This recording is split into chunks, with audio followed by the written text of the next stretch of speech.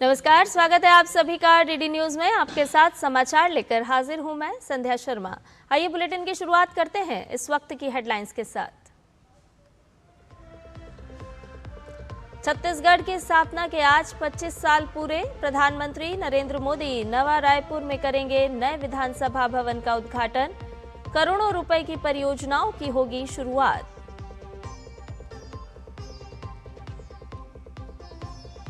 बिहार में आज अमित शाह और जेपी नड्डा करेंगे धुआंधार चुनाव प्रचार। प्रियंका गांधी भी आज से संभालेंगी महागठबंधन के प्रचार का जिम्मा। नीतीश, तेजस्वी, चिराग पासवान समेत प्रशांत किशोर भी कर रहे हैं ताबड़तोड़ प्रचार।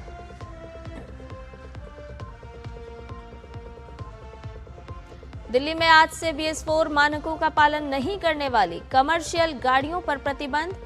प्रदूषण नियंत्रण के लिए दिल्ली सरकार का बड़ा फैसला।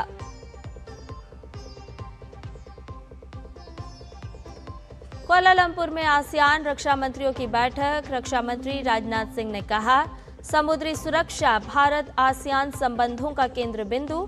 शांतिपूर्ण, स्थिर और समृद्ध वातावरण पर जोर।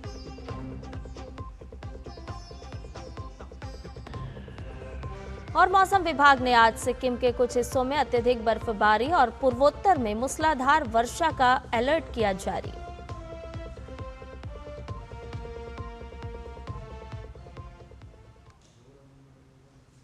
और सभी प्रमुख खबरों को विस्तार से जानते हैं। छत्तीसगढ़ अपने गठन के 25 गौरवशाली वर्ष पूरे होने का जश्न बड़े उत्साह के साथ मना रहा है। पूरा प्रदेश रजत जयंती महोत्सव की उमंग में डूबा हुआ है। इस ऐतिहासिक अवसर पर प्रधानमंत्री नरेंद्र मोदी आज छत्तीसगढ़ का दौरा करेंगे।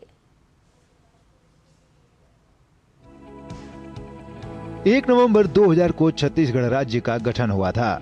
बीते 25 वर्षों में शिक्षा, स्वास्थ्य, उद्योग और बुनियादी ढांचे के क्षेत्र में राज्य ने उल्लेखनीय प्रगति की है।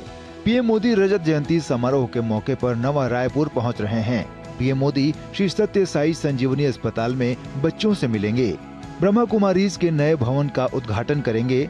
श्री सत्य साई संजीवनी अस्पताल में वे उन बच्चों से संवाद करेंगे जिनकी हृदय सर्जरी बचपन में हुई थी।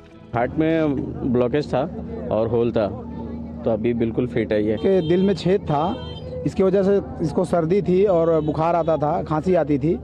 2017 से हम यहाँ आ रहे हैं। अभी इसका ऑपरेशन हो चुका है, बढ़िया है, अच्छा है। नवा रायपुर में प्रधानमंत्री अटल बिहारी वाजपेयी की प्रतिमा का अनावरण करेंगे और वृक्षारोपण कार्यक्रम में भी भाग लेंगे। छत्तीसगढ़ की नई विधानसभा को भविष्य की जरूरतों के लिहाज से तैयार किया गया है। विधानसभा भवन परिसर के बाहर इस वक्त मैं खड़ा हूं। ये विधानसभा भविष्य की जरूरतों को मद्देनजर बनाई गई है, जहां पर 200 सीटों की संख्या है, यानी जो मौजूदा संख्या है 90 विधायकों की, उससे कहीं ज्यादा भविष्य की जरूरतों को ध्यान में रखते हुए इस विधानसभा का निर्माण किया गया है। देश में पहली बार हो रहा है कि माननीय प्रधानमंत्री जी किसी नए विधानसभा भवन का लोकार्पण करने का अवसर है। तो मुझे लगता है ये हम सबके लिए सौभाग्य का दिन होगा। जिस छत्तीसगढ़ को पलायन करने वाला, बेरोजगारों का छत्तीसगढ़ कहा जाता है, भूख से जहाँ मौत होती थी, लाखों पलायन करते थे, वो छत्तीसगढ़ अब देश में एक प्रमुख स्थान बनाया है और ये विकास के उस माइलस्टोन को हम छूते जा रहे हैं। प्रधानमंत्री मोदी देश के पहले डिजिटल जनजातीय संग्रहालय का भी उद्घाटन करेंगे। 9.75 एकड़ में फैले इस संग्रहालय का निर्माण 50 करोड़ रुपए की लागत से हुआ है, जिसमें देश भर की 12 प्रमुख जनजातीय आंदोलनों को जीवंत रूप में प्रदर्शित किया गया है। छत्तीसगढ़ 25 वर्षों की गौरवशाली प्रगति का उत्सव मना रहा है। इस विशेष अवसर पर प्रधानमंत्री नरेंद्र मोदी का 1 नवंबर का दौरा न केवल राज्य की उपलब्धियों का सम्मान है, बल्कि विकास और परिवर्तन की नई कहानी की शुरुआत भी है। ये दौरा ऐसे समय हो रहा है जब राज्य रजत जयंती वर्ष मना रहा है। जाहिर है आदिवासी समाज की संस्कृति लगातार मजबूत हो रही है। इसकी एक झलक प्रधानमंत्री नरेंद्र मोदी के दौरे से भी मिलने वाली है। साथ ही साथ विकसित भारत में छत्तीसगढ़ भी पीछे नहीं है, ये भी स्पष्ट संकेत प्रधानमंत्री नरेंद्र मोदी के दौरे से मिलने की उम्मीद है। कैमरामैन मनमोहन और अपने सहयोगी सोमेश पटेल के साथ शैलेंद्र मिश्र, डीडी न्यूज, नवा रायपुर। प्रधानमंत्री नरेंद्र मोदी के दौरे पर हमारे संवाददाता सोमेश पटेल ने मुख्यमंत्री विष्णुदेव साय से खास बातचीत की है। उन्होंने पीएम मोदी के दौरे को राज्य के विकास के लिए ऐतिहासिक और प्रेरणादायी बताया। छत्तीसगढ़ के 25 वर्ष पूरे होने को लेकर राज्य में रजत महोत्सव मनाया जा रहा है, जिसे लेकर देश के प्रधानमंत्री नरेंद्र मोदी छत्तीसगढ़ आ रहे हैं। इस वक्त हमसे बातचीत करने के लिए छत्तीसगढ़ के मुख्यमंत्री विष्णुदेव साय सर उनसे बातचीत करेंगे। सर, प्रधानमंत्री नरेंद्र मोदी छत्तीसगढ़ आ रहे हैं। कल 1 नवंबर है, हमारे छत्तीसगढ़ प्रदेश का स्थापना दिवस है।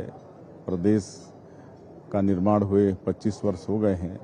हम लोग रजत जयंती समारोह मना रहे हैं और छत्तीसगढ़ का बड़ा सौभाग्य है कि कल माननीय हमारे देश के यशस्वी प्रधानमंत्री श्री नरेंद्र मोदी जी छत्तीसगढ़ पधार रहे हैं और कल स्थापना दिवस के अवसर पर राज्योत्सव का शुभारंभ भी उनके कर कमलों से होगा और हमारे छत्तीसगढ़ विधानसभा का जो नया भवन बन के तैयार है उसका भी शुभारंभ माननीय प्रधानमंत्री जी के कर कमलों से होगा और तैयारी अच्छी चल रही है क्योंकि रजत जयंती वर्ष हम लोग मना रहे हैं।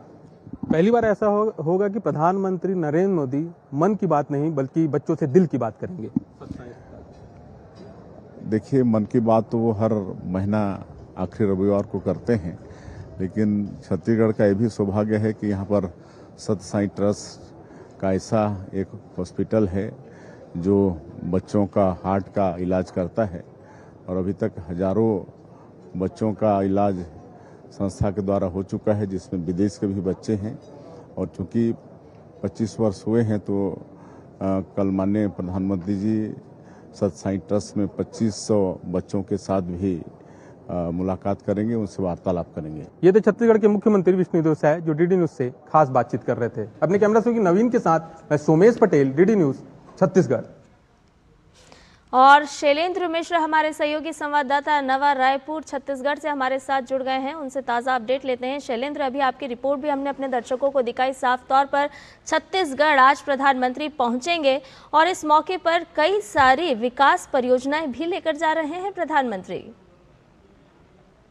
देखिए, खास मौका है संध्या, जब रजत जयंती वर्ष मनाया जा रहा है छत्तीसगढ़ के गठन स्थापना का। और इस रजत जयंती वर्ष में हम जानते हैं कि प्रधानमंत्री नरेंद्र मोदी राज्योत्सव कार्यक्रम में हिस्सा लेने आ रहे हैं और साथ ही साथ कई अन्य कार्यक्रमों में हिस्सा लेंगे। आपने दर्शकों को बताया भी। इसमें तकरीबन 14,000 करोड़ से अधिक की जो परियोजनाएं हैं उसका शिलान्यास या उद्घाटन प्रधानमंत्री नरेंद्र मोदी करने वाले हैं। उसमें ऊर्जा क्षेत्र की परियोजनाएं हैं, सड़क क्षेत्र की परियोजनाएं हैं, साथ ही साथ औद्योगिक विकास छत्तीसगढ़ का और तेजी से आगे बढ़े उससे जुड़ी परियोजनाएं हैं। देखिए, आज के अगर कार्यक्रमों में देखें तो सत्य साई संजीवनी अस्पताल में कल एक रिकॉर्ड बना था। 2500 बच्चे एक साथ एक जगह पर इकट्ठा हुए थे जिनको जन्मजात दिल की बीमारी थी और उनकी उस बीमारी को ठीक किया गया था। उनसे एक भी पैसा नहीं लिया गया था। वो बच्चे आज मौजूद रहेंगे जब प्रधानमंत्री नरेंद्र मोदी यहाँ पर होंगे और उनसे संवाद भी प्रधानमंत्री नरेंद्र मोदी करने वाले हैं। ये अपने आप में इस तरह के अनोखे हम देखते हैं कि पहल तमाम ट्रस्ट की तरफ से या फिर स्वयंसेवी संस्थाओं की तरफ से की जाती है। और जब केंद्र सरकार ने स्वास्थ्य के क्षेत्र में जो तमाम योजनाएं लागू की है उसमें सबसे महत्वपूर्ण हमने देखा कि आयुष्मान भारत, उससे गरीबों को बहुत मदद मिल रही है कि यानी एक भी पैसा चुकाना नहीं पड़ रहा है। ये जो अस्पताल है इसमें हमने देखा कि पूरी तरह से मुफ्त गरीबों के बच्चों का इलाज हुआ है। हमने तमाम बच्चों से बातचीत की, वो बहुत प्रफुल्लित थे। उनके अभिभावकों से बातचीत की थी, वो बहुत प्रफुल्लित थे। सिर्फ छत्तीसगढ़ के नहीं, अलग अलग राज्यों से लोग यहाँ पर आए। इस तरह के हम आज देखें तो कई कार्यक्रम प्रधानमंत्री नरेंद्र मोदी जिसमें वो हिस्सा लेने वाले हैं और आखिरी में राज्योत्सव में शामिल होंगे जहाँ रजत जयंती वर्ष छत्तीसगढ़ की स्थापना का मनाया जा रहा है।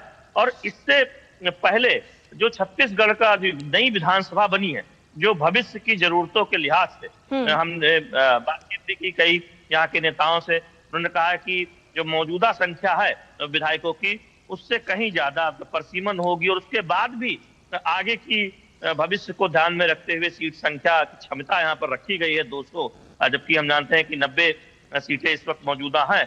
साथ ही साथ हाईटेक पूरी तरह से विधानसभा और छत्तीसगढ़ की झलक दिखाई देती है। छत्तीसगढ़ की जो संस्कृति है छत्तीसगढ़ के लोगों का पसीना इस विधान भवन परिसर को बनाने में लगा है।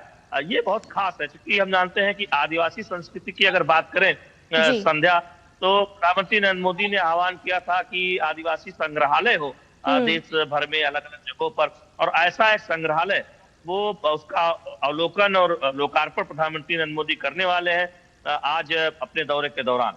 जी शैलेंद्र, इसके साथ साथ आपने उन बच्चों का जिक्र किया जिनसे प्रधानमंत्री नरेंद्र मोदी आज दिल की बात करेंगे। देखिए, एक अभिभावक के तौर पर प्रधानमंत्री जब उन बच्चों से मिलेंगे तो निश्चित तौर पर ये पल भावुक करने वाला होगा, और साथ ही साथ ये जो बच्चे हैं ये हमारे भारत के भविष्य हैं, तो वो किस तरह से प्रधानमंत्री नरेंद्र मोदी से मिलने के लिए उत्साहित नजर आ रहे हैं? जी देखिए, हमने उन बच्चों से बात भी की, बहुत प्रसन्न थे कि प्रधानमंत्री नरेंद्र मोदी उस अस्पताल में आने वाले हैं जहां उनका इलाज हुआ, और आज वो पूरी तरह से फिट है। उनके पेरेंट्स, अभिभावक इस बात को लेकर बहुत प्रसन्न थे कि अस्पताल में न केवल मुफ्त इलाज हुआ है, बल्कि समय समय पर बुलाकर उन्हें जांच भी उनकी की जाती है मुफ्त।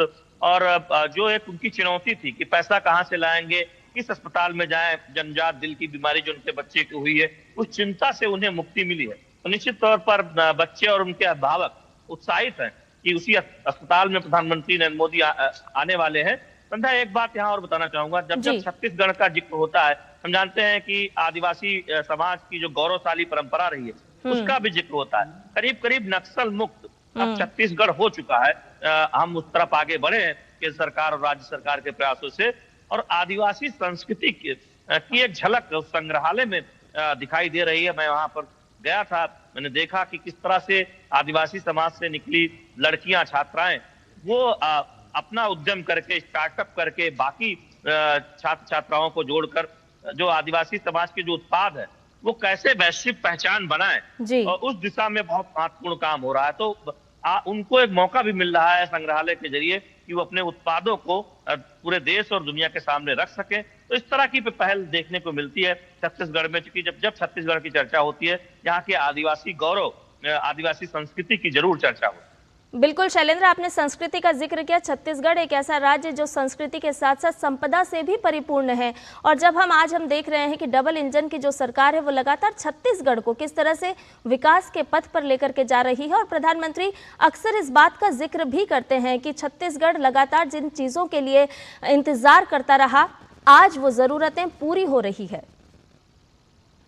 देखिए, विकसित भारत का लक्ष्य है 2047 तक, और विकसित छत्तीसगढ़ हो, उस दिशा में केंद्र और राज्य मिलकर काम कर रहे हैं। हमने देखा है कि बड़ी बड़ी परियोजनाएं यहाँ पर साकार रूप लेती हुई दिखाई दे रही है। छत्तीसगढ़ में प्रचुर संसाधन है, इसमें कहीं कोई संदेह नहीं है। उसका बेहतरीन तरीके से इस्तेमाल हो, औद्योगिक क्रांति छत्तीसगढ़ में दिखाई दी। और हमने देखा है कि नवा रायपुर जिस तरह से बताया गया, तो वहां से एक शहरीकरण में कैसी बेहतर व्यवस्था हो सकती है, कैसे एक राजधानी बसाई जा सकती है, उसकी एक झलक दिखाई दी। और जो तमाम उद्योग धंधे छत्तीसगढ़ में लग रहे हैं उसमें स्थानीय लोगों को रोजगार मिले, ये सुनिश्चित किया गया है। तो ये बहुत महत्वपूर्ण है। और ऊर्जा के क्षेत्र में आप देखें, बहुत एक तरह से प्रगति देखने को मिली है छत्तीसगढ़ में। तो निश्चित तौर पर हमने जब उप मुख्यमंत्री से बातचीत की, आपने मुख्यमंत्री से भी बातचीत सुनाई, तो तमाम उन योजनाओं का भी जिक्र है कि किस तरह से छत्तीसगढ़ आगे बढ़ रहा है। और इस बात को लेकर बड़ी प्रसन्नता है कि 25 वर्ष जब आज पूरे हुए हैं, अटल बिहारी वाजपेयी पूर्व प्रधानमंत्री, भारत रत्न, उनकी एक प्रतिमा का भी अनावरण आज जो नई विधानसभा बनी है उसके परिसर में होना है। उन्होंने छत्तीसगढ़ राज्य का गठन आज से 25 वर्ष पहले 2000 में किया था आज ही के तारीख के दिन। तो अब 25 वर्ष पूरे हो रहे हैं, तब से लेकर अब तक छत्तीसगढ़ में जो विकास यात्रा रही है, निश्चित तौर पर उसका जिक्र होगा, उसकी एक झलक राज्योत्सव में दिखाई देगी। आज प्रधानमंत्री जिन परियोजनाओं को लेकर के छत्तीसगढ़ पहुंच रहे हैं शैलेंद्र, किस तरह से छत्तीसगढ़ को अब विकास के पंख लगते हुए नजर आएंगे इन परियोजनाओं के माध्यम से? देखिए, निश्चित तौर पर बिजली, ऊर्जा जो जरूरतें हैं वो बहुत महत्वपूर्ण होती है, और किसी भी राज्य की सड़क बेहतर हो, ऊर्जा से जुड़ी जो जरूरतें हैं वो पूरी हो। तो जो ये 14,260 करोड़ की परियोजना है, इसमें सड़क परियोजना शामिल है, ऊर्जा क्षेत्र से जुड़ी परियोजना शामिल है, जो किसी भी राज्य के विकास के रफ्तार को बढ़ाती है, ऊर्जा जरूरतों को पूरा करती है। तो उस दिशा में हम देखेंगे, और साथ ही साथ स्वास्थ्य से जुड़ी परियोजना है। तो ये किसी राज्य में लोगों को अच्छा स्वास्थ्य मिले, उनके स्वास्थ्य की देखभाल की जाए, उसके लिए बेहतर अस्पताल हो, बुनियादी ढांचा हो, अच्छी सड़कें हो, ऊर्जा जरूरतों को पूरा करने के लिए पावर प्लांट या रिन्यूएबल एनर्जी के प्लांट हो। ये बहुत महत्वपूर्ण। हमने देखा है कि पिछले 25 वर्षों में जब छत्तीसगढ़ में जिस तरह से एक कार्य योजना बनाकर आगे बढ़ा गया है, उससे छत्तीसगढ़ की विकास की जो रफ्तार है वो तेज हुई है। निश्चित तौर पर उसे और तेज किए जाने का प्रयास किया जा रहा है। ज्यादा से ज्यादा आदिवासी समाज को उसका लाभ मिले, किसानों को लाभ मिले, ये सुनिश्चित करने की कोशिश की जा रही है। बिल्कुल, छत्तीसगढ़ अब अपने सर्वांगीण विकास की ओर लगातार आगे बढ़ रहा है शैलेंद्र। ऐसे में हम महिला सशक्तिकरण को नहीं छोड़ सकते। महिला सशक्तिकरण की अगर हम बात करें तो किस तरह से वो छत्तीसगढ़ राज्य की अगर हम बात करें तो कैसे अपने उद्योगों को संचालित कर रही हैं, कैसे वो स्टार्टअप के जरिए आज आत्मनिर्भर होती हुई नजर आ रही हैं? देखिए, हमने एक स्टोरी भी की है, जो आदिवासी समाज की जो छात्राएं हैं वो किस तरह से स्टार्टअप करके जो अपने उत्पाद है उसका प्रदर्शन कर रहे हैं। उन्हें बड़ा मंच मिल रहा है जब सरकार कोई पहल करती है, केंद्र और राज्य सरकार की योजनाओं से उन्हें फायदा हो रहा है। हमने ऐसी कई महिलाओं से बातचीत की, उनके महुआ के अचार हो या महुआ की मिठाई हो या फिर बर्फी हो, इस तरह के कई मिठाई वो बनाते हैं, कई अन्य उत्पाद, अंगोछे हो या आप देखें तो घर में सजाने वाली कलाकृति, वो यहाँ पर दिखाई देती है। और किस तरह से उसको एक पहचान मिले, इसके लिए जरूरी है कि बड़े बड़े जो प्रदर्शनियां लगती हैं वहां पर उन्हें जगह मिले, उनके उत्पादों को प्रदर्शन करने का मौका मिले। इसीलिए इस तरह के एक संग्रहालय की कल्पना की गई, जिसमें एक तरह से बड़ा मंच मिले जब वहां पर। और ये भी जरूरी है कि आदिवासी समाज का जो गौरवशाली इतिहास रहा है जी, 12 ऐसी आदिवासी समाज के लोगों का जो गौरवशाली इतिहास रहा है उसका प्रदर्शन भी इस संग्रहालय में, स्मारक में किया गया है कि किस तरह से आदिवासी समाज के नायक रहे हैं, उन्होंने समाज के लिए क्या योगदान किया है, क्योंकि ये जानना युवा पीढ़ी को बहुत जरूरी है। और इसीलिए हम जानते हैं कि भगवान बिरसा मुंडा के जन्मदिन को जनजातीय गौरव दिवस के तौर पर जब मनाने का फैसला किया गया, हमने देखा कि देश और दुनिया बेहतर तरीके से भगवान बिरसा मुंडा और आदिवासी समाज का जो योगदान है उसको जान और समझ पाई। तो ये बहुत महत्वपूर्ण है और उस दिशा में हम देख रहे हैं कि एक संग्रहालय का निर्माण किया गया है जिसमें आदिवासी संस्कृति की एक झलक दिखाई देती है। और एक और महत्वपूर्ण बात कि किस तरह से आदिवासी छात्र छात्राएं, किस तरह से आदिवासी समाज की महिलाएं स्वयं सहायता समूह से जुड़कर अचार बनाकर या फिर तमाम कलाकृति बनाकर, दरअसल वो उनके उत्पादों की मांग को हम सब जानते हैं कि पूरे देश में लोग लेना चाहते हैं।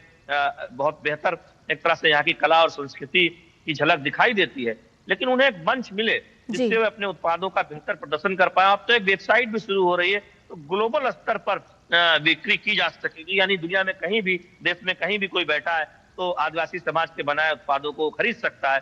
तो उसका फायदा स्वयं सहायता समूह की महिलाओं को मिलेगा, यहाँ के स्टार्टअप्स को मिलेगा जो आदिवासी समाज से जुड़े हुए हैं। निश्चित तौर पर इस तरह की पहले भी की जा रही है, हमने उनसे बातचीत भी।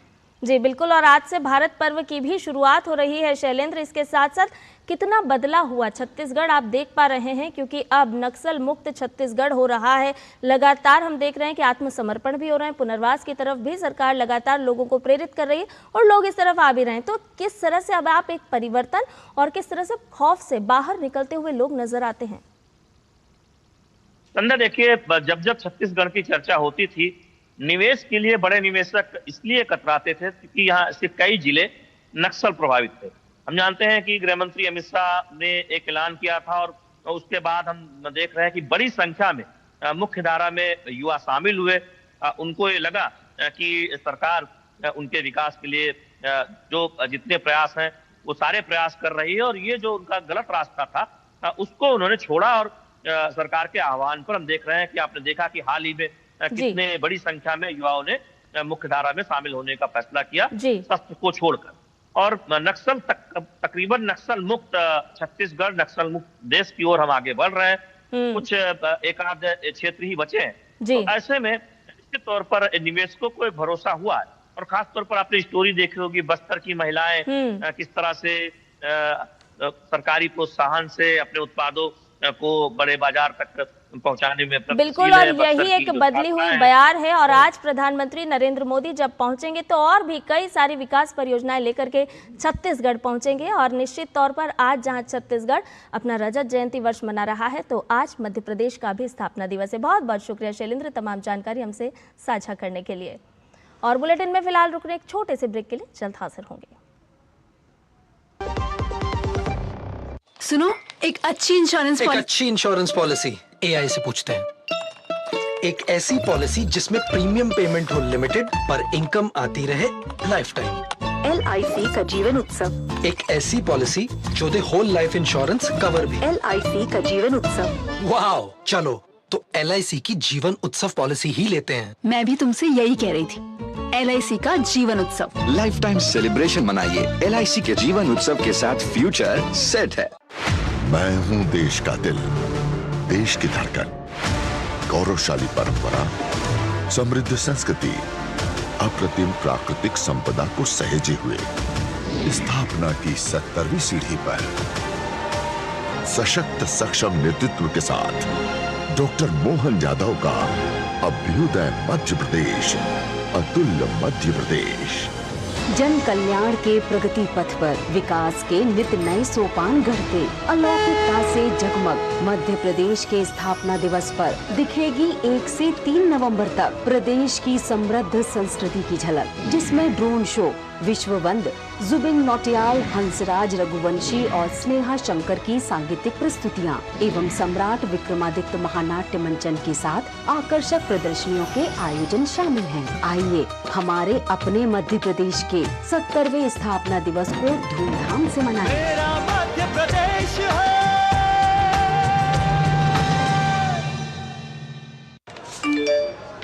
कम समय में ज्यादा मुनाफा, बस एक क्लिक में, कमाल है। अनजान लिंक्स पर क्लिक मत कीजिए, RBI कहता है जानकार बनिए, सतर्क रहिए। ब्रेक के बाद समाचार में आपका एक बार फिर से स्वागत है। प्रधानमंत्री नरेंद्र मोदी नवा रायपुर में बच्चों के साथ दिल की बात करेंगे। प्रधानमंत्री सत्य साई अस्पताल में उन बच्चों से बात करेंगे जिनका इस अस्पताल में दिल का ऑपरेशन हो चुका है। सत्य साई अस्पताल के चेयरमैन श्रीनिवास सर हैं, उससे बातचीत करेंगे। सर, पहला मौका होगा जब प्रधानमंत्री दिल की बात नहीं, बच्चों से मन की बात करेंगे। जी, आप सही बताए, ये प्रधानमंत्री की दिल की बात की ये मौका 1 नवंबर को होने वाला है। बच्चों की दिल की बीमारी की ये केंद्र है, उनकी हार्ट सर्जरी और इंटरवेंशन करने की।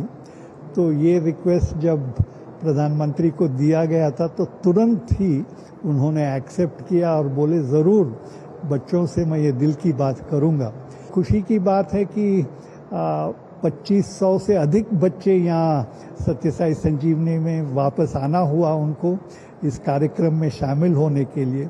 वो बच्चों के लिए, वो परिवार जो सारी देश से आए हैं, थोड़े तो देश के बाहर से भी आए हैं। तो आप साफ तौर पे सुन रहे थे सत्य साई अस्पताल के चेयरमैन डॉक्टर श्रीनिवास सर को, जिनका साफ तौर पे कहना है कि देश के प्रधानमंत्री नरेंद्र मोदी सत्य साई अस्पताल पहुंचेंगे और जहां पर जिन बच्चों का ऑपरेशन हुआ है उन बच्चों से मुलाकात भी करेंगे। और यह पहली बार होगा जब प्रधानमंत्री नरेंद्र मोदी मन की बात नहीं, बच्चों से दिल की बात करेंगे। अपने कैमरा सहयोगी नवीन के साथ मैं सोमेश पटेल, DD न्यूज, रायपुर, छत्तीसगढ़।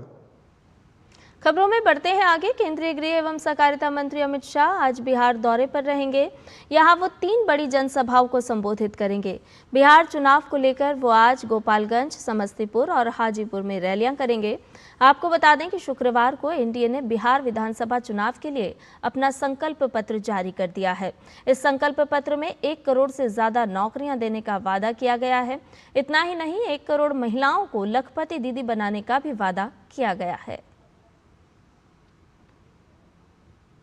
बिहार में चुनाव प्रचार चरम पर है। सभी दलों के शीर्ष नेता अपने अपने प्रत्याशियों के समर्थन में जनता को लुभाने के लिए रैलियां और जनसभाएं कर रहे हैं। इसी कड़ी में भाजपा के राष्ट्रीय अध्यक्ष जेपी नड्डा आज 2 जनसभाओं को संबोधित करेंगे। जेपी नड्डा पहले गोरियाकोठी, बैकुंठपुर विधानसभा के एनडीए प्रत्याशियों के लिए सिवान में जनता को संबोधित करेंगे और इसके बाद वो औराई, गायघाट विधानसभा प्रत्याशियों के लिए मुजफ्फरपुर में जनसभा करेंगे। बिहार विधानसभा चुनाव में प्रचार अपने चरम पर पहुंच चुका है और विपक्ष के नेता आज बिहार में अलग अलग ताबड़तोड़ रैलियां करने वाले हैं। आज कांग्रेस नेता और सांसद प्रियंका गांधी वाड्रा बिहार में चुनाव प्रचार के लिए मैदान में उतरेंगी। प्रियंका गांधी वाड्रा आज 2 बड़ी जनसभाओं को संबोधित करेंगी। वो सुबह 11:30 बजे बेगूसराय जिले के बछवाड़ा में एक रैली को संबोधित करेंगी, जिसके बाद दोपहर को 1 बजे खगड़िया जिले के चिलदौर में दूसरी जनसभा करेंगी। वहीं दूसरी तरफ राजद नेता तेजस्वी यादव आज साहेबगंज विधानसभा क्षेत्र के देवरिया में चुनावी रैली करेंगे। इसके अलावा जनसुराज पार्टी के संस्थापक प्रशांत किशोर आज नालंदा जिले में रोड शो करने वाले हैं, जिसमें जनसुराज के प्रत्याशी भी साथ रह सकते हैं। बिहार में इस समय सभी राजनीतिक दलों ने अपने शीर्ष नेताओं को प्रचार में झोंक रखा है और राज्य का चुनावी माहौल पूरी तरह गर्मा चुका है। चुनाव आयोग ने बिहार विधानसभा चुनाव 2025 के सुचारू रूप से संचालन के लिए तैनात 348 प्रेक्षकों के साथ वीडियो कॉन्फ्रेंस के माध्यम से बैठक की, जिसमें कानून व्यवस्था, आचार संहिता, फेक न्यूज़ पर रोक, सुरक्षा संबंध प्रबंध और मतदाताओं की सुविधा से जुड़ी तैयारियों की समीक्षा की गई। आयोग ने यह भी निर्देश दिया कि मतदान दिवस पर मतदाताओं को सहज अनुभव मिले और मतदान केंद्रों पर उल्लासपूर्ण वातावरण बनाया जाए। पहले चरण में 121 सामान्य, 18 पुलिस और 33 व्यय प्रेक्षक तथा 122 सामान्य, 20 पुलिस और 34 व्यय प्रेक्षक दूसरे चरण में तैनात किए गए हैं। आयोग ने प्रेक्षकों से 2 घंटे के अंतराल पर मतदान प्रतिशत की रिपोर्ट और कानून व्यवस्था की कड़ी निगरानी रखने के निर्देश भी दिए हैं। साथ ही मोकामा में हुई हत्या पर चुनाव आयोग ने सख्त रुख अपनाया है। जनसुराज समर्थक दुलार चंद यादव की हत्या के मामले में आयोग ने राज्य के पुलिस महानिदेशक से विस्तृत रिपोर्ट तलब की है। बुलेटिन में आगे बढ़ेंगे, लेकिन फिलहाल एक छोटे से ब्रेक के लिए रुक रहे, जल्द हाजिर होंगे। कौन है जो जोड़े देश को? विकसित भारत का विकसित भारत। ओ हरी भैया, अरे वाह, खेतों में कौन सी फसल लगाए हो? 12 महीने कमा कर दे ऐसी फसल। क्या? मैंने नया व्यवसाय शुरू किया है। उसके लिए पैसे?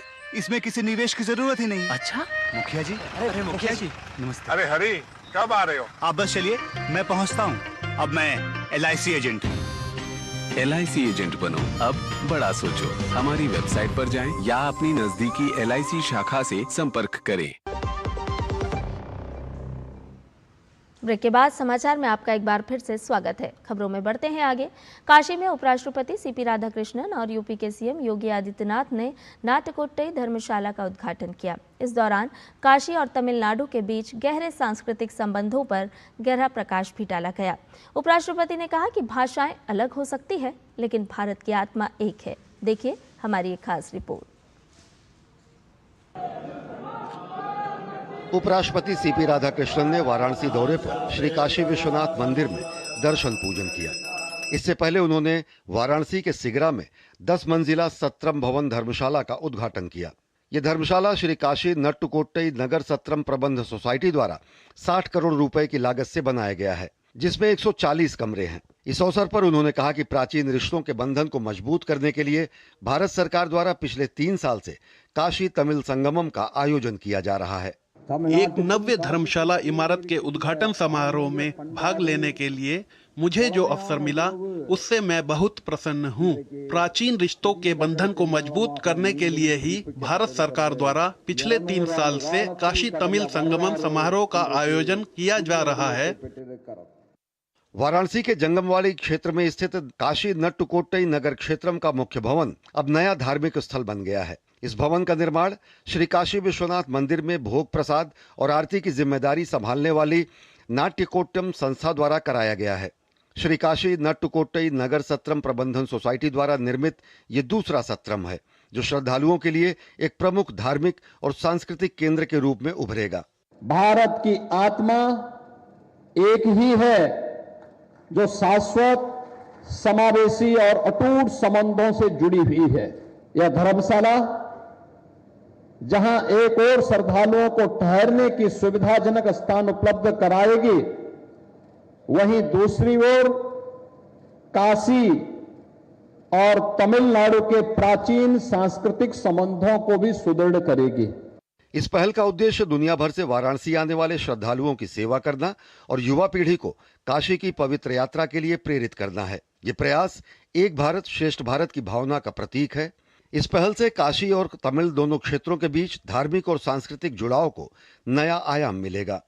रामेंद्र सिंह के साथ डॉक्टर हरकेश बहादुर सिंह गौतम की report, DD news, Varanasi.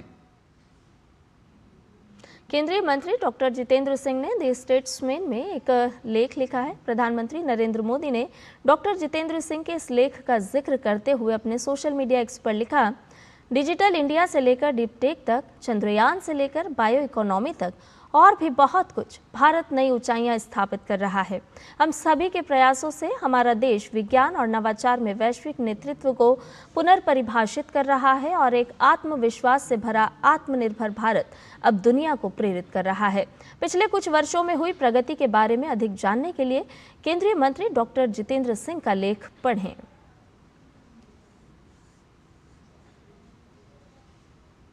Delhi में वायु प्रदूषण की रोकथाम के लिए आज से नया नियम लागू हो रहा है। अब राजधानी की सीमाओं में केवल BS4 और BS6 मानक के कमर्शियल मालवाहक वाहन ही प्रवेश कर पाएंगे। वहीं पुराने यानी BS3 और उससे नीचे के डीजल या पेट्रोल वाहन पूरी तरह से प्रतिबंधित रहेंगे। यह आदेश commission for air quality management ने जारी किया है। आयोग ने कहा है कि पुराने वाहनों से निकलने वाला धुआं दिल्ली की हवा को प्रदूषित करता है और इसलिए अब केवल BS4, BS6, CNG, LNG और इलेक्ट्रिक वाहन ही दिल्ली में प्रवेश कर पाएंगे। CAQM ने साफ कहा है कि अब BS3 और उससे पुराने मानक वाले सभी ट्रांसपोर्ट और कमर्शियल वाहन दिल्ली में प्रवेश की अनुमति नहीं होगी। कोई ट्रक हरियाणा, यूपी या राजस्थान का है और वो BS3 या उससे पुराना है तो वो आज से दिल्ली में नहीं आ सकेगा।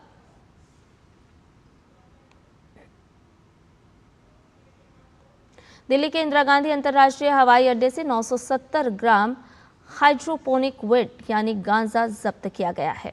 कस्टम अधिकारी ने गुरुवार को बैंकॉक से आई एक भारतीय महिला यात्री के पास से इसे जब्त किया। दरअसल हवाई अड्डे पर ग्रीन चैनल को पार करते वक्त एक्सरे जांच के दौरान संदिग्ध वस्तु का पता चला और इसके बाद महिला को वहीं रोककर अधिकारियों ने उसके सामान की तलाशी ली। तलाशी के दौरान उसके पास से वैक्यूम सीलबंद पैकेट बरामद किए गए।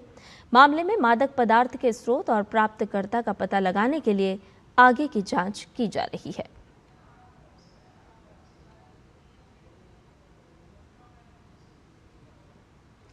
रक्षा मंत्री राजनाथ सिंह आज कुआलालंपुर में आसियान रक्षा मंत्रियों और संवाद साझेदारों की बैठक में भाग ले रहे हैं।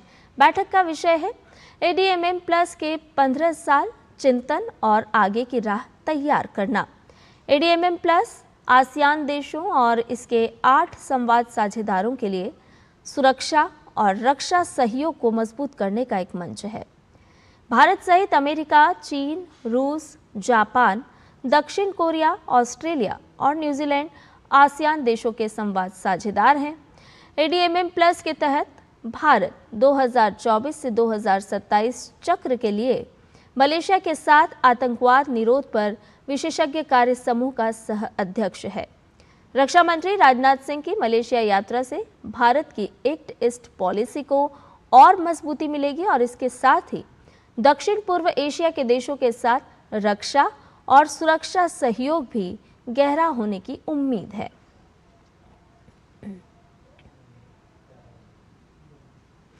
इससे पहले कल रक्षा मंत्री राजनाथ सिंह ने कुआलालंपुर में आसियान रक्षा मंत्रियों की बैठक में हिस्सा लिया और कई देशों के रक्षा मंत्रियों से मुलाकात भी की।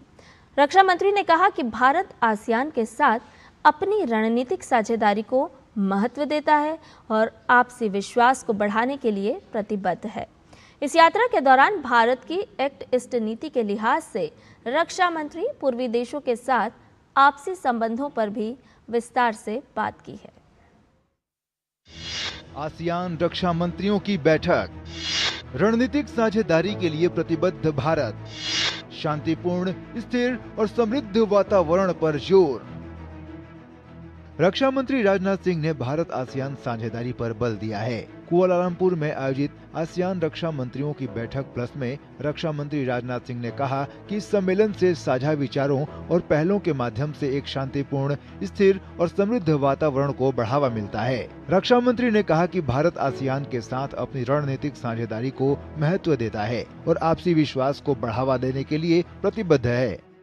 हमारी पार्टनरशिप मजबूत people to people linkages, cultural affinity और पॉलिटिकल, सिक्योरिटी, इकोनॉमिक और सोशियो कल्चरल डोमेन्स में बढ़ते व्यवहारिक सहयोग पर आधारित है। इंडिया का आसियान के साथ इंगेजमेंट मल्टीलैटरलिज्म, इंक्लूसिविटी, इक्वालिटी और सॉवरेनिटी के रेस्पेक्ट पर आधारित है।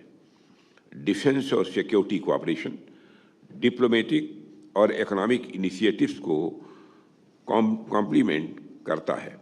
इससे एक हॉलिस्टिक पार्टनरशिप बनती है जो ट्रेडिशनल और इमर्जिंग सिक्योरिटी चैलेंजेस दोनों को एड्रेस करती है। इसके अलावा रक्षा मंत्री ने कुआलालंपुर में मलेशिया के रक्षा मंत्री दातो सेरी मोहम्मद खालिद नॉर्डिन के साथ भी बातचीत की। बैठक में भारत मलेशिया रक्षा पार्टनरशिप को और मजबूत करने के तरीकों पर चर्चा की गई। रक्षा मंत्री राजनाथ सिंह ने सिंगापुर के रक्षा मंत्री चान चुंग सिंग से भी मुलाकात की। Bureau report, DD news. अमेरिकी टैरिफ के तनाव के बीच भारत और अमेरिका के बीच एक महत्वपूर्ण समझौता हुआ है। हिंद प्रशांत में चीन से मिल रही चुनौतियों के बीच इस समझौते को विशेषज्ञ काफी महत्वपूर्ण और ऐतिहासिक बता रहे हैं। कुआलालंपुर में रक्षा मंत्री राजनाथ सिंह और अमेरिकी युद्ध मंत्री पीट हेग्सेथ ने समझौते पर हस्ताक्षर किए हैं। इस रक्षा समझौते के क्या है मायने, देखिए हमारे इस खास रिपोर्ट में।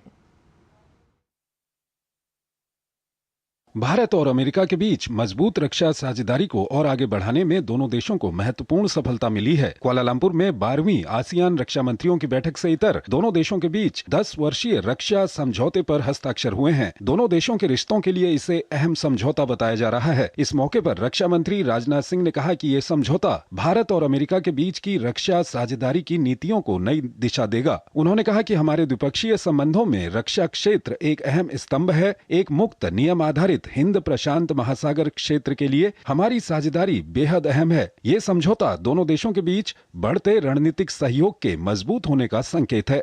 डिफेंस फ्रेमवर्क की शाइनिंग मैं समझता हूँ कि उसके परिणाम स्वरूप आज एक नए अध्याय का प्रारंभ होगा। इन शब्दों के साथ मैं पुनः आपको धन्यवाद देता हूँ और मेरा पूरा विश्वास है कि आपकी लीडरशिप में भारत और यूएस के रिश्ते और अधिक मजबूत होंगे। वहीं अमेरिका के युद्ध मंत्री पीट हेग्सेथ ने कहा कि दोनों देशों के रक्षा संबंध इतने मजबूत कभी नहीं रहे। पीट हेग्सेथ ने सोशल मीडिया पर साझा एक पोस्ट में बताया कि उनकी भारत के रक्षा मंत्री राजनाथ सिंह से मुलाकात हुई और एक रक्षा समझौते पर हस्ताक्षर हुए। उन्होंने कहा कि दोनों देशों के बीच हुआ समझौता क्षेत्रीय स्थिरता को मजबूत करेगा। उन्होंने कहा कि सूचनाएं साझा करने, तकनीकी सहयोग बढ़ाने में हम अपने समन्वय को बेहतर कर रहे हैं। 10 वर्षों का नया रक्षा समझौता भारत और अमेरिका की रक्षा साझेदारी को और ज्यादा मजबूत करेगा। इस समझौते से क्षेत्रीय स्थिरता और सुरक्षा को बढ़ावा मिलेगा। दोनों देशों ने अपनी सूचना साझा करना, समन्वय और तकनीक सहयोग को भी बढ़ाने का फैसला किया है। भारत अमेरिका के रक्षा संबंध इतने मजबूत कभी नहीं रहे। इससे पहले भारतीय विदेश मंत्री डॉक्टर जयशंकर ने भी कुआलालंपुर में अमेरिकी विदेश मंत्री मार्को रूबियो के साथ मुलाकात की थी। इस मुलाकात के बाद अमेरिकी विदेश मंत्री मार्को रूबियो ने अपने एक बयान में कहा था कि भारत के साथ रिश्तों की कीमत पर अमेरिका पाकिस्तान से संबंध मजबूत नहीं करेगा। वहीं हिंद प्रशांत में चीन की चुनौती को देखते हुए भी भारत और अमेरिका के बीच मजबूत होते रक्षा संबंधों को ऐतिहासिक माना जा रहा है। टैरिफ को लेकर दोनों देशों के संबंधों में कुछ खटास जरूर आई है, लेकिन दोनों ओर से आ रहे बयानों से लगता है कि अगले कुछ महीनों में इसका भी हल निकाल लिया जाएगा। बुलेटिन में फिलहाल वक्त तो चला एक छोटे से ब्रेक का, जल्द हाजिर होंगे। देश पूछता है, जवाब देना पड़ता है। शाम 5 बजे बजती है सवालों की घंटी और लगती है वो पंचायत जहां मुद्दे टलते नहीं और कोई जवाब अधूरा नहीं रहता। आपको इतना बुरा लगा सवाल, मैं इसको दूसरे तरीके से पूछ लेती हूँ। मैं इसको दूसरे तरीके से पूछ लेती हूँ। यहाँ दलीलें नहीं, सच्चाई गूंजती है। मैं रीमा पराशर लेकर आती हूँ देश का सच आपके सामने।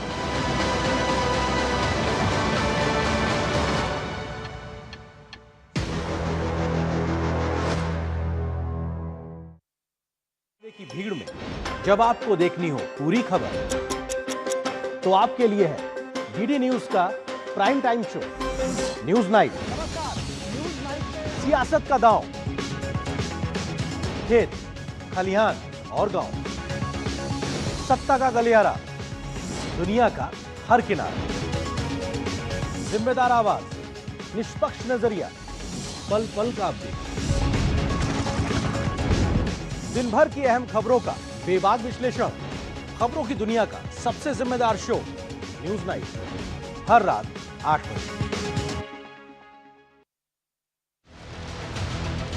वक्त बदला है, तेवर नहीं, दो टूक कहने का है अंदाज वही, न फेक एजेंडा की बिसात, न झूठ का जाल, सिर्फ तथ्य, तर्क और तीखे सवाल।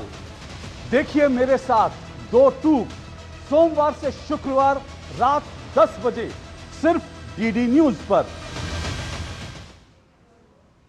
ब्रेक के बाद समाचार में आपका एक बार फिर से स्वागत है।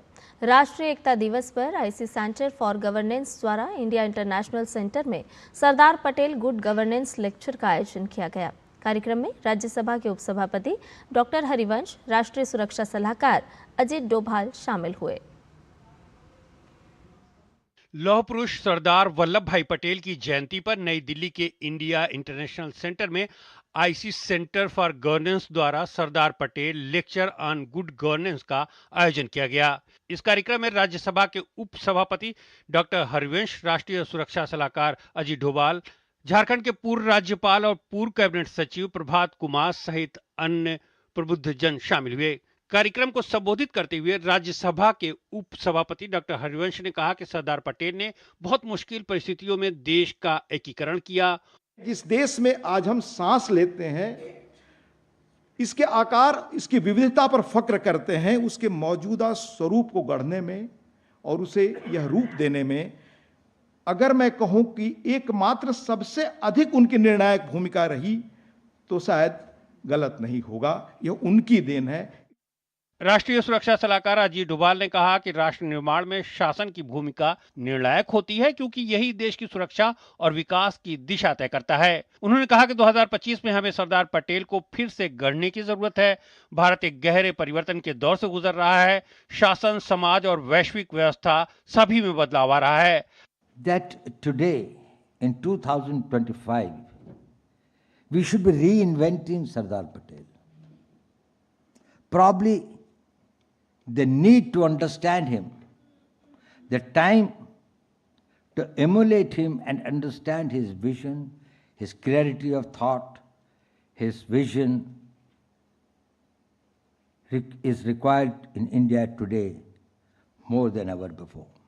पूर्व कैबिनेट सचिव और आईसी सेंटर फॉर गवर्नेंस के प्रेसिडेंट प्रभात कुमार ने कहा कि सरदार पटेल का विजन और दूरदृष्टि ही है कि भारत एक मजबूत राष्ट्र के रूप में आगे बढ़ रहा है। उन्होंने तात्कालिक चुनौतियों का बखूबी सामना और समाधान किया। उनका विजन बहुत विस्तृत था। सरदार पटेल को तो अपने आदर्श व्यक्ति के रूप में देखते हैं।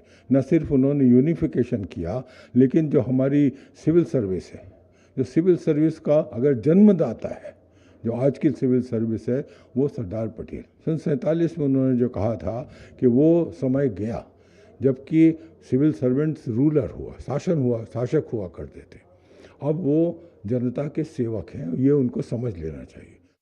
इंडिया इंटरनेशनल सेंटर में Sardar Patel good governance lecture श्रृंखला की ये छठी कड़ी थी।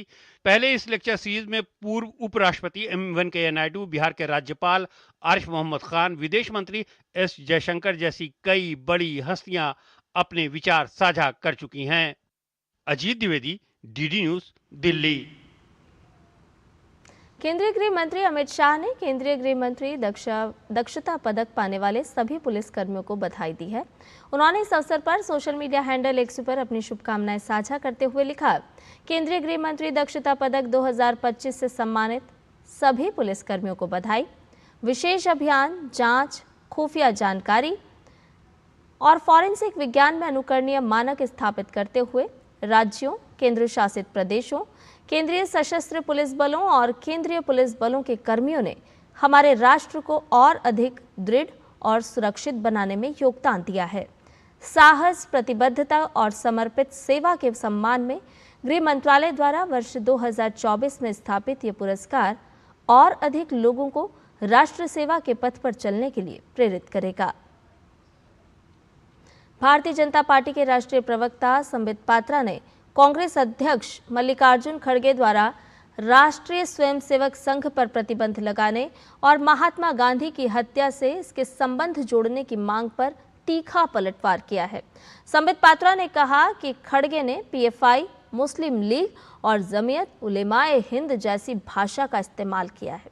संबित पात्रा ने आगे ये भी दावा किया कि कपूर आयोग ने आरएसएस का महात्मा गांधी की हत्या से संबंध खारिज किया है और सुप्रीम कोर्ट का फैसला भी सार्वजनिक है। उन्होंने कहा कि महात्मा गांधी, जवाहरलाल नेहरू, इंदिरा गांधी और प्रणब मुखर्जी तक सभी ने आरएसएस की प्रशंसा की है। महात्मा गांधी के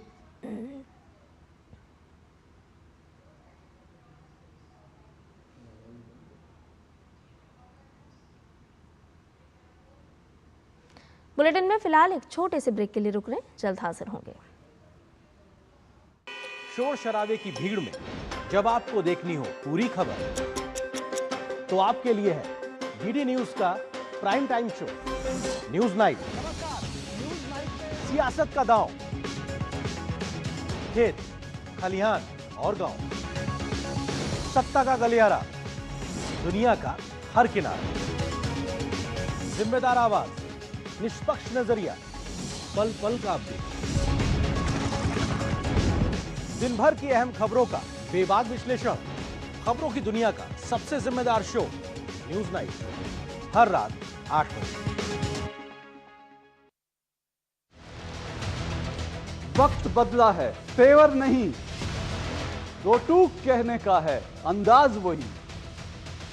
न फेक एजेंडा की बिसात, न झूठ का जाल, सिर्फ तथ्य, तर्क और तीखे सवाल। देखिए मेरे साथ दो टूक, सोमवार से शुक्रवार रात 10 बजे सिर्फ डीडी न्यूज पर।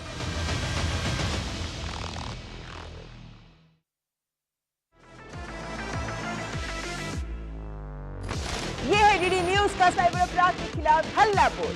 Digital arrest, sextortion, financial frauds, cyber bullying, तमाम मुद्दों पर आपको जागरूक करते हुए आपको रख रहा है इन साइबर अपराधियों से एक कदम आगे। देखिए मेरे साथ साइबर अलर्ट हर शनिवार रात 10 बजे सिर्फ डीडी न्यूज पर। एक बार फिर से आपका स्वागत है समाचार में। खबरों में बढ़ते हैं आगे। सिक्किम में कल रात से लगातार बारिश हो रही है, जिससे कई इलाकों में जलभराव हो गया है। मौसम विभाग ने सिक्किम में आज के लिए रेड अलर्ट जारी किया है। राज्य के अधिकांश हिस्सों में हल्की से लेकर भारी बारिश हो सकती है। नाथुला दर्रा और बाबा मंदिर जैसे ऊंचाई वाले क्षेत्रों में बर्फबारी हुई है, जहां मौसम अब भी खराब बना हुआ है। वहीं गंगटोक, नामची, मंगन, ग्यालशिंग, पाक्योंग और सोरेंग जिलों में भारी से बहुत भारी बारिश की संभावना व्यक्त की गई है। प्रशासन ने लोगों को सतर्क रहने, भूस्खलन संभावित इलाकों से दूर रहने और सफर से पहले मार्ग की जानकारी लेने की सलाह दी है। मौसम विभाग ने बताया है कि अगले 24 घंटों तक मौसम में सुधार की संभावना कम है और ऐसे में लोगों से अनावश्यक यात्रा से बचने और ज़रूरी सावधानियां बरतने की अपील भी की गई है। इसके साथ ही मौसम विभाग ने अंडमान और निकोबार द्वीप समूह, अरुणाचल प्रदेश, असम, मेघालय, पश्चिम बंगाल और झारखंड में कल तक मूसलाधार बारिश का अनुमान व्यक्त किया है। पूर्वोत्तर के कुछ हिस्सों में गरज के साथ बिजली और तेज हवाओं के साथ बारिश होने का भी अनुमान है। National academy of broadcasting and multimedia में प्रसार भारती और सूचना एवं प्रसारण मंत्रालय की विभिन्न इकाइयों के अधिकारियों के लिए राष्ट्रीय कर्मयोगी लॉज स्किल जनसेवा कार्यक्रम के तहत 3 दिवसीय कार्यशाला का आयोजन किया गया। इस कार्यशाला का मुख्य उद्देश्य भारत सरकार के सभी कर्मियों में सेवा भाव, अनुशासन और समर्पण की भावना को प्रोत्साहित करना था, ताकि वो अपने कार्यों को और भी समर्पित और जिम्मेदारी के साथ निभा सकें। कार्यशाला में देश भर से आए 30 अधिकारियों और मास्टर ट्रेनर के रूप में प्रशिक्षित किया गया। ये प्रशिक्षण उन्हें कर्मयोगी अभियान को प्रभावी रूप से देश भर में लागू करने के लिए तैयार करेगा। कार्यक्रम का संचालन NABM के अपर महानिदेशक प्रकाश वीर ने किया। ये कार्यशाला भारत सरकार के कर्मचारियों को उत्कृष्टता की ओर प्रेरित करने और सार्वजनिक सेवा में उनके योगदान को बेहतर बनाने के उद्देश्य से आयोजित की गई थी। केंद्रीय स्वास्थ्य मंत्रालय ने राष्ट्रव्यापी स्वस्थ नारी सशक्त परिवार अभियान के तहत 3 गिनीज वर्ल्ड रिकॉर्ड्स हासिल किए हैं, जो निवारक और महिला केंद्रित स्वास्थ्य सेवा के प्रति भारत की अद्वितीय प्रतिबद्धता को मान्यता देता है। प्रधानमंत्री ने पोषण माह के साथ 17 सितंबर से 2 अक्टूबर 2025 तक देशव्यापी अभियान स्वस्थ नारी सशक्त परिवार अभियान का शुभारंभ किया था। यह अभियान महिलाओं, किशोरियों और बच्चों के स्वास्थ्य और पोषण में सुधार पर केंद्रित है, जिसका उद्देश्य शीघ्र पहचान को मजबूत करना, आवश्यक स्वास्थ्य सेवाओं तक पहुंच सुनिश्चित करना और एक मजबूत व स्वस्थ भारत के लिए परिवारों को स्वस्थ जीवन शैली अपनाने के लिए सशक्त बनाना है। वहीं इन रिकॉर्ड्स के बारे में बात की जाए तो एक महीने में स्वास्थ्य सेवा प्लेटफॉर्म पर 3.21 करोड़ से ज़्यादा लोगों ने पंजीकरण कराया है। एक सप्ताह में स्तन कैंसर की जांच के लिए 9.94 लाख से ज़्यादा लोगों ने ऑनलाइन अप्लाई किया है।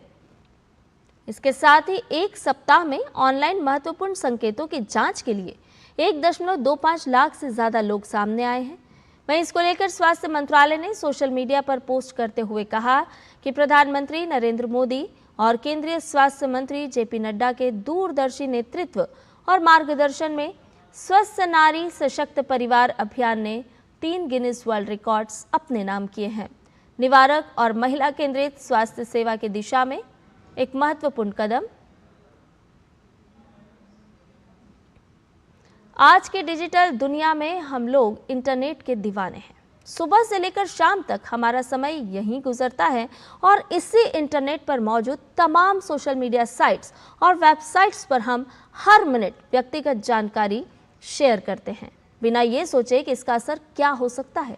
लेकिन अगर हम थोड़ा सोच समझकर और सावधानी से इंटरनेट का इस्तेमाल करें तो हम अपने डेटा को लीक होने से बचा सकते हैं। प्लेटफॉर्म पे डेटा डालती हूँ तो अवेयरनेस की बात ये होती है कि आम जनता जब अपना डेटा, गिवन एन एग्जांपल आप देखते हैं ना अलाउ, तो जब वो मैं अलाउ करती हूँ, कई बार इतनी इम्पल्सिव हूँ कि allow using once while this app और allow my contact, my camera, my microphone, my location. एक आम इंसान को ये ज़रूर देखना चाहिए जब भी कोई प्लेटफॉर्म पे आप ऐप डाउनलोड कर रहे हैं तो आप क्या क्या डेटा शेयर कर रहे हैं। आज के दौर में डेटा ही सबसे बड़ी पूंजी है, लेकिन जब यही डेटा लीक हो जाए तो सुरक्षा पर सवाल उठना लाजमी है। आपकी गोपनीय जानकारी सार्वजनिक जानकारी बनती जा रही है। आपके एक क्लिक से आपकी कई व्यक्तिगत जानकारियां उजागर हो सकती हैं। इंटरनेट का यूज करते समय किन बातों का रखें ध्यान और कैसे बचाएं अपने डेटा को, जानने के लिए देखिए साइबर अलर्ट आज रात 10 बजे। सब अलर्ट में इस बार होगी बात डेटा लीक की। कैसे होते हैं ये डेटा लीक और क्या कदम हम उठाएं कि हम रहें साइबर से। आप ऐप डाउनलोड कर रहे हैं तो आप क्या क्या डेटा शेयर कर रहे हैं। Is it really required. एक कॉल आता है, उसको मेरे बारे में सारी इन्फॉर्मेशन रहती है, इसके पास मेरा नाम, पता, एड्रेस, आधार, इतनी सारी डिटेल्स आई कहाँ से। देखिएगा साइबर अलर्ट रात 10 बजे सिर्फ DD न्यूज पर। खेल की खबरों में 5 मैचों की T20 सीरीज के दूसरे मैच में ऑस्ट्रेलिया ने भारत को 4 विकेट से हरा दिया। भारत द्वारा जीत के लिए मिले 126 रन के लक्ष्य को ऑस्ट्रेलिया ने 13 ओवर 2 गेंद में 6 विकेट गंवाकर हासिल कर लिया। इस जीत के साथ ही ऑस्ट्रेलिया ने सीरीज में 1-0 की बढ़त हासिल कर ली है। ऑस्ट्रेलिया के लिए मिचेल मार्श और ट्रेविस हेड ने पहले विकेट के लिए 51 रन की साझेदारी की। जोश इंग्लिस ने 20 रन बनाए। इससे पहले मैच में टॉस हारकर पहले बल्लेबाजी करते हुए भारत ने 6 विकेट खोकर 126 रन बनाए थे। भारत की ओर से अभिषेक शर्मा ने 37 गेंद में 68 रन की पारी खेली थी। वहीं हर्षित राणा ने 35 रन बनाए थे और इसके अलावा कोई बल्लेबाज दहाई का आंकड़ा नहीं छू सका। बाकी के 9 खिलाड़ियों में से 4 खिलाड़ी तो खाता भी नहीं खोल पाए। ऑस्ट्रेलिया की ओर से जोश हेजलवुड ने 3 विकेट लिए, वहीं जेवियर बाटलेट और नाथन एलिस को 2-2 विकेट मिले। और मध्य प्रदेश के उज्जैन में देव प्रबोधिनी एकादशी के अवसर पर महाकालेश्वर मंदिर में भव्य भस्म आरती की गई।